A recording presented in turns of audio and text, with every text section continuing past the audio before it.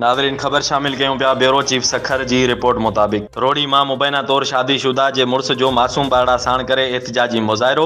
15 ॾींहं गुज़री विया आहिनि पुलिस केस दाख़िल नथी करे को बि दाम ॿुधण लाइ तयारु न आहे नोटिस वठी ज़ाल ऐं ॿारड़ो बाज़ियाब कराए ॾिनो वञे पीर संजू दाहूं बरसातुनि दौरान सखर मां लॾे अची रोड़ी जे न्यूयॉर्क कॉलोनी में वेठल चाचड़ बिरादरी जे माण्हुनि नसीर अहमद चाचड़ मिसरी चाचड़ ऐं औरतुनि ऐं ॿारनि सां गॾिजी एहतिजाजी मुज़ाहिरो कंदे इल्ज़ाम हयो आहे त जवाबदार पीरल चाचड़ सां न्याणीअ जो रिश्तो थियल हो उहो असांजे घर ईंदो वेंदो हो रिश्तो कुझु साल न ॼण तां उहो 15 ॾींहं अॻु हथियारनि जे ज़ोर ते पंहिंजी थियण वारी ससु शबीरा ज़ाल नसीर चाचड़ ऐं संदसि मासूम पुटु सजाद अली खे ज़बरदस्ती अगवा करे खणी वियो आहे अहिड़े वाक़े जो रोड़ी पुलिस खे इतला ॾिनो वियो आहे पुलिस NC दाख़िल करे छॾी आहे जवाबदारनि जी निशानदी करण बावजूदि का बि कार्रवाई नथी कई वञे मुज़ाहिरीन चयो त इंतिहाई ग़रीब हुजण करे भॼी थकिजी पिया आहियूं को बि मदद करण लाइ तयारु न आहे मुज़ाहिरीन DIG सखर ऐं SSP सखर खां मुतालबो कयो आहे त जवाबदारनि ख़िलाफ़ केस दाख़िल करे औरत ऐं मासूम ॿारड़ो खे बाज़ियाब कराए इंसाफ़ ॾियारियो वञे।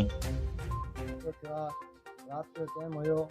ठीक आहे असांखे हिकु हमरा हुयो ॿिया हुया 3 ॼणा हुया असांखे गड़का जवा ॾेई करे हथियार मथां झले असांजो नंढड़ो भाउ खणी आहिनि अगवा करे हुनजी माउ बि खणी आहिनि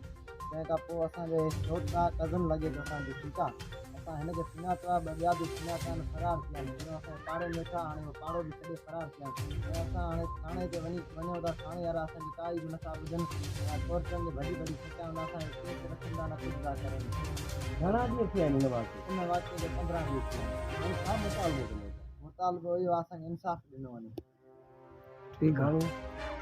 छा मुतालबो आहे तव्हांजो मुतालबो इहो आहे असांजे जेके माण्हू खड़ी आहिनि असांखे माण्हू वापसी ॾिवाया वञनि ऐं ज़ालिमनि खे सज़ा ॾी वञे छा मसइलो थियो आहे मसइलो इहो आहे असां लाइ ज़ुल्म आहे असांखे इंसाफ़ मिलियो वञे